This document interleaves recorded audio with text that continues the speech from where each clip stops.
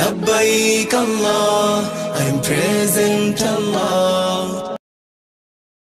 নবী আকরাম সাল্লাল্লাহু আলাইহি ওয়াসাল্লাম যেইভাবে আমাদেরকে শিক্ষা দিয়েছেন সন্তান লালন পালন করার, সন্তানের দায়িত্ব পালন করার, কোরআন যেইভাবে আমাদেরকে নির্দেশ দিয়েছে, নবী আকরাম সাল্লাল্লাহু আলাইহি ওয়াসাল্লাম আমাদেরকে যেইভাবে নির্দেশ দিয়েছেন সেইভাবে যদি সন্তানদেরকে আমরা মানুষ করি, এই সন্তান কখনো বড় হয়ে কোনো বাবার অবাধ্য হতে পারে না। ঠিক কিনা বলেন? আওয়াজ দিয়ে বলেন ঠিক কিনা? এই সন্তান কখনো বড় হওয়ার পরে আপনাকে বৃদ্ধাশ্রমে দেওয়ার চিন্তা ভাবনা করবে না। আপনি সর্বপ্রথম আপনার দায়িত্ব পালন করেন। এই অবস্থা শুধু আমাদের এই জমানায় না, হযরতে উমর ইবনে খাত্তাব রাদিয়াল্লাহু তাআলা আনহুর জমানায় ছিল। উমর রাদিয়াল্লাহু তাআলা আনহুর কাছে এক ব্যক্তি এসে নালিশ করতেছে, এক পিতা, আমার সন্তান আমার কথা শুনে না। নবী আকরাম সাল্লাল্লাহু আলাইহি ওয়াসাল্লাম ওই সন্তানকে ডাকায় আনলেন। হযরতে খলিফাতুল মুসলিমিন ওমর রাদিয়াল্লাহু তাআলা আনহুর সামনে যখন ওই যুবক হাজির হলো, হাজির হওয়ার পরে নবীজি জিজ্ঞাসা করেন, আরে যুবক, তোমার বাবা যে তোমার বিরুদ্ধে নালিশ করতেছে এটা ঠিক নাকি? ওই যুবক ডাক দিয়ে বলে, ইয়া রাসূলুল্লাহ, হে আল্লাহর নবীর সাহাবী খলিফাতুল মুসলিমিন ওমর, এটা ঠিক আমার বাবা নালিশ করেছেন, আমি আমার বাবার কথা শুনি না, কিন্তু আপনার কাছে আমার একটা প্রশ্ন আছে, বিচার করার আগে আমার প্রশ্নের জবাব দিতে হবে। খলিফাতুল মুসলিমিন ওমর রাদিয়াল্লাহু তাআলা আনহু ডাক দিয়ে বলেন, ঠিক আছে, তুমি তোমার প্রশ্ন করো। তখন ওই যুবক ডাক দিয়ে বলে, ইয়া রাসূলুল্লাহ, ইয়া হাবিবাল্লাহ, ওগো নবীজি, শুধু কি আমার বাবার পাওনা আছে আমার উপরে, নাকি আমারও কিছু পাওনা আছে আমার মা বাবার উপরে? নবীজি ডাক দিয়ে বলেন, এরে যুবক, চিন্তার কোনো কারণ নাই, যেমনি ভাবে তোমার বাবার পাওনা আছে তোমার উপরে, ঠিক তেমনি ভাবে তোমারও কিছু পাওনা আছে, তোমারও কিছু অধিকার আছে তোমার মা বাবার উপরে। সর্বপ্রথম তোমার মা বাবার উপরে তোমার অধিকার হলো, সর্বপ্রথম যখন তুমি জন্ম নিবা তখন তোমার একটা ভালো নামের যেন তারা ব্যবস্থা করেন। এখন জন্ম হওয়ার পরে ভালো নামের ব্যবস্থা কয়জনে করে? শুধুমাত্র টিভি সিনেমার মধ্যে যেই সকল প্রচলনে নাম, সাগর, নদী, ঝর্ণা, এই সকল নাম নিয়ে মানুষ ব্যস্ত, কখনো কোরআন হাদিসের আলোকে নাম রাখার চেষ্টা করে না। এখন কিছু ঠিক হয়েছে, কিছু মানুষ আছে হুজুরদের কাছে আসে, জাযাকাল্লাহ খায়র, কিন্তু বেশিরভাগ মানুষ এই নামের কারণে দুনিয়ার জমিনে অপদস্থ হয়। নামের একটা আসর আছে। কিছুদিন আগে একজনের নাম, মনে করেন, নামের একটা আসর আপনি আপনাদেরকে বলি, মনে করেন আপনাদের নুরুল্লাহপুর বাজারে আপনার একটা দোকান আছে। এখন এই দোকানের নাম আপনি রাখছেন মুসিবত রেস্টুরেন্ট, মনে করেন, অথবা বিপদ রেস্টুরেন্ট। এখান থেকে আপনাকে কেউ ফোন দিছে, আপনি ওখানে বসে আছেন এই রেস্টুরেন্টে, ওখান থেকে আপনাকে কেউ ফোন দিছে, কই আসছ রে? আপনি বলতেছেন মুসিবত আছি। এই নামের কারণে আসলে আপনি মুসিবতে না, কিন্তু এখান থেকে হয়তো সে অ্যাম্বুলেন্স নিয়ে অথবা 8-10টা লোক লাঠি ছোটা নিয়ে তারপরে নুরুল্লাহপুর বাজারে যাইব, ঠিক কিনা? এই নামের কারণে এখন আপনি এমন নাম মানুষের রাখা থইবেন যেই নামের কারণে এই নামের একটা আসর এই সন্তানের উপরে পড়বে। এই জন্য নাম রাখার সময় কোরআন হাদিসের আলোকে নাম রাখার চেষ্টা করবেন। এতে দেখবেন এই নামের কারণে আপনার সন্তানের ভাগ্যের একটা পরিবর্তন হয়ে যেতে পারে।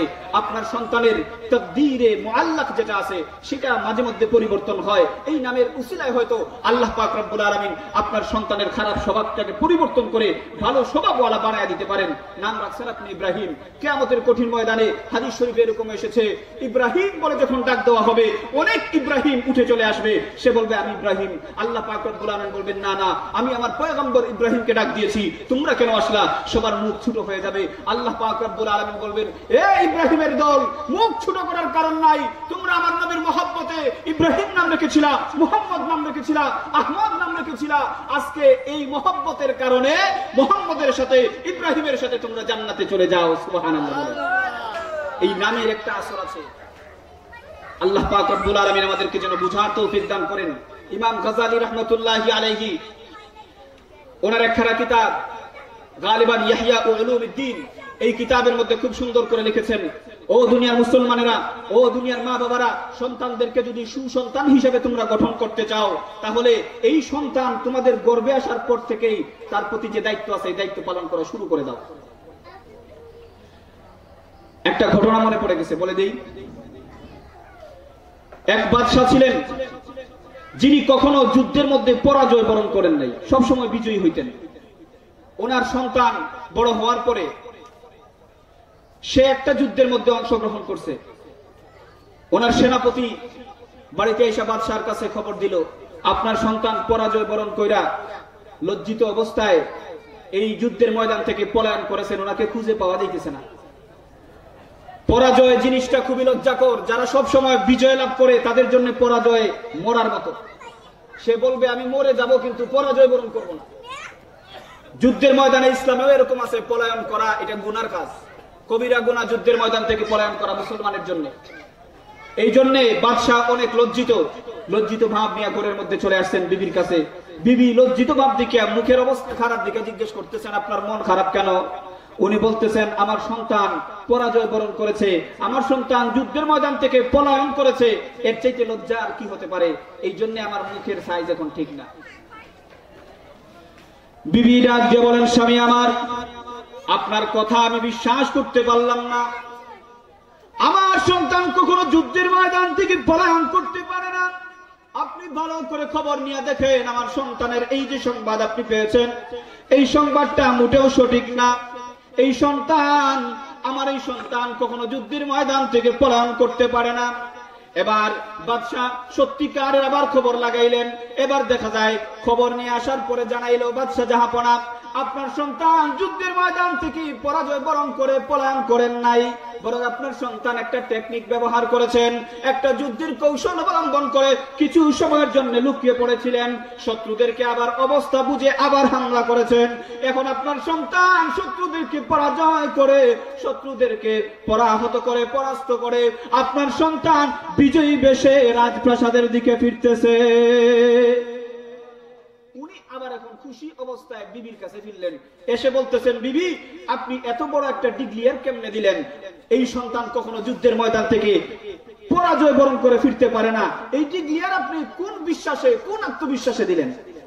বিবি ডাক দিয়ে বলেন, স্বামী আমার, আমি ইমাম গাজ্জালীর কিতাব থেকে আমি পড়েছিলাম, সন্তান যখন আমাদের গর্ভে চলে আসবে, মায়ের গর্ভে যখন সন্তান চলে আসবে, এই সন্তানকে ভালো করে লালন পালন যদি করা হয়, এই সন্তান কখনো কুসন্তান হতে পারে না, এই সন্তান সুসন্তান হিসেবে গঠিত হবে।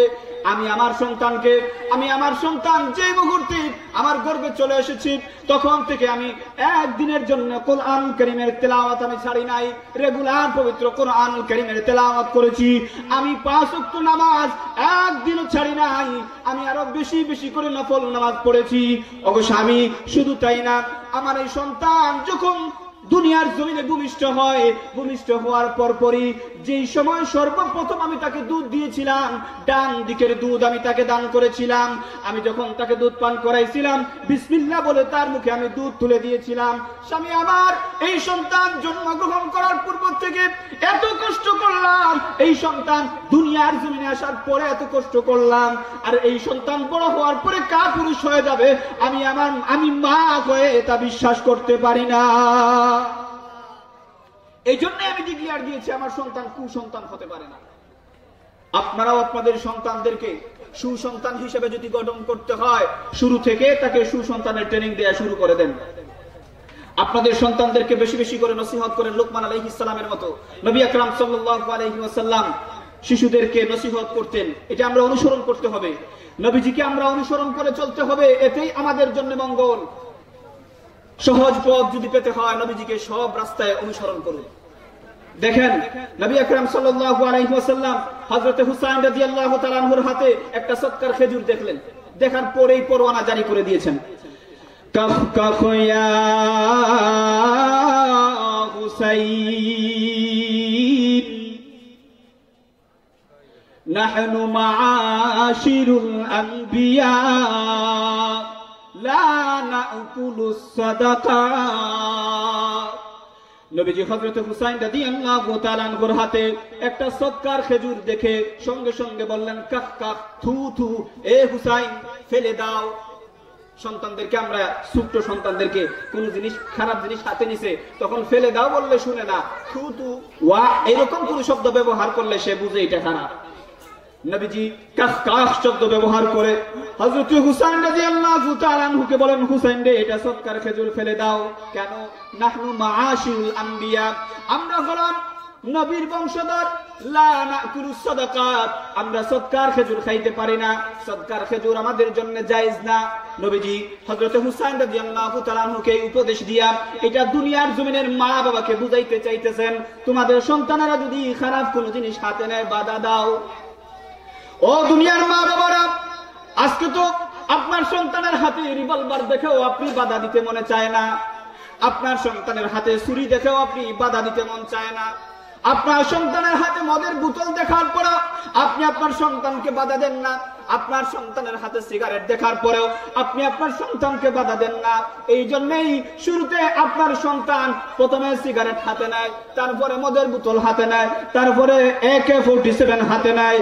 এই জন্যই, কারণ আপনি শুরুতে তাকে সিগারেট হাতে নিতেই বাধা প্রদান করেন নাই। আপনি যদি শুরুতে তাকে সিগারেট নিতে বাধা প্রদান করতেন, তাহলে ওই সময় হে কন্ট্রোল হয়ে যেত, এত বড় জিনিস আর হাতে নিত না। নবী আকরাম সাল্লাল্লাহু আলাইহি ওয়াসাল্লাম একদিন খাবার টেবিলের মধ্যে বসেছেন।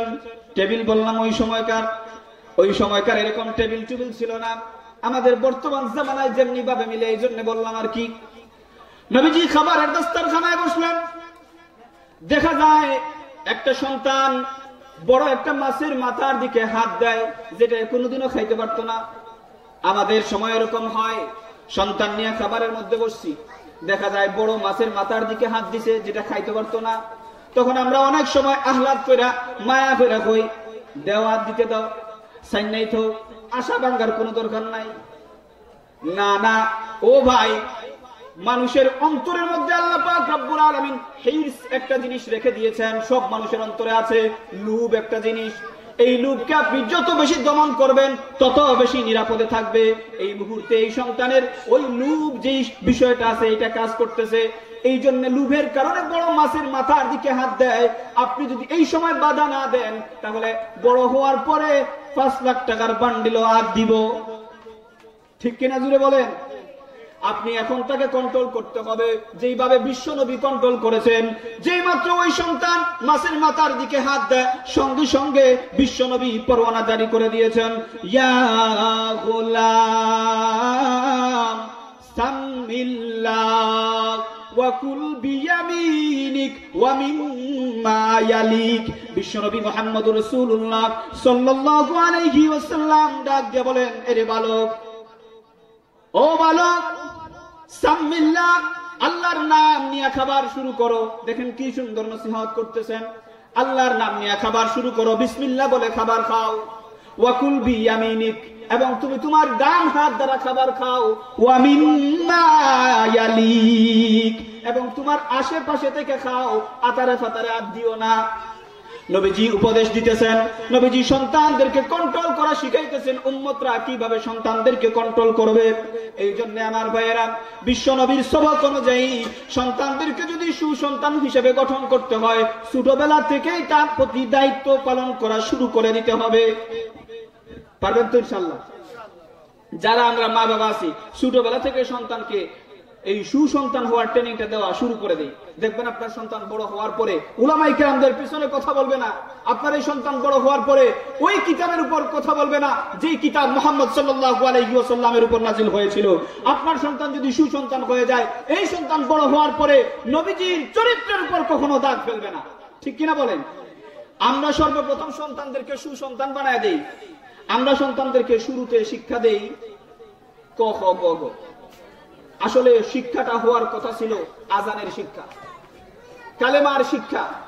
আমি ক খ গ ঘ কে অপমান করার চেষ্টা করতেছি না। জাগতিক শিক্ষা অবশ্যই প্রয়োজন আমাদের জীবনে। আমাদের জীবনে ডাক্তারের প্রয়োজন, ইঞ্জিনিয়ারের প্রয়োজন, মাস্টারের প্রয়োজন, উকিলের প্রয়োজন, জজের প্রয়োজন। সবকিছু শিক্ষা করেন। হুজুরও বলেছেন একটা কথা, আমার পূর্বে মাগরিবের পরে যে আলোচনা করেছেন, হুজুরও বলেছেন সন্তানদেরকে জাগতিক শিক্ষা দেন, কিন্তু মৌলিক শিক্ষাটা যেন হয় ইসলামের শিক্ষা। সন্তানের প্রথমে সর্বপ্রথম ইসলামের শিক্ষাটা বসায় দেন। দেখবেন আমরা এখন অনেক এরকম আছি, গত 1 মাস আগে কার সাথে মুসাফা করছি আমরা এটা বলতে পারবো না, কিন্তু এই ছোটবেলায় কোন জায়গায় কোন পুকুরে গোসল করছিলাম, লুঙ্গি রেখে চলে আসছিলাম, এটা মনে থাকে। কোন গাছের বড়ই খাইছিলাম, এটা মনে থাকে। কেন? এটা ছোটবেলায় আমরা মনের মধ্যে গেঁথে ফেলেছিলাম। এই জন্য ছোটবেলায় যে শিক্ষাটা আপনারা দিবেন, কালেমার শিক্ষাটাও যদি দেন, এটা তার অন্তরে থাকবে। যে কোনো জায়গায় আল্লাহর নাফরমানি করতে গেলে এই কালেমা তাকে বাধা দেবে। এই জন্য আল্লাহ পাক রব্বুল আলামিন আমাদের সন্তানকে যেন সুসন্তান হিসেবে গঠন করার এই ট্রেনিংটা সন্তান ছোট থাকতে আমরা শুরু করে দিতে পারি। আল্লাহ যেন তৌফিক দান করেন। সবাই বলেন আল্লাহুম্মা আমিন।